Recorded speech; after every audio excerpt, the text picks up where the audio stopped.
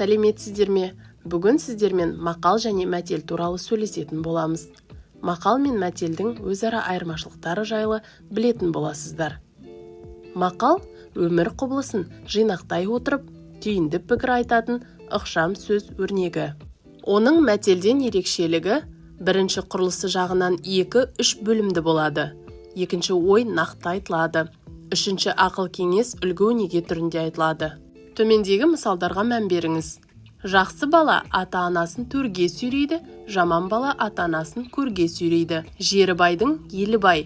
Ата-ананың қадірін балалы болғанда білерсің. Өзге елде сұлтан болғанша, өз еліңде ұлтан болған артық. Еменнің иілгені сынғаны, ер жігіттің екі сөйлегені өлгені. Ал мәтелге келетін болсақ, мәтел белгілі бір ойға, ұғымға ишара жасайтын, астарлап, жұмбақтап айту мәні басында болатын халық мұрасы. Оның мақалдан ерекшелігі көбіне бір бөлімді болады. Ой ишара тұспал түрінде айтылады. Көбіне эмоциялық мағына басым болады. Мысалдарға мән беріп көрейік.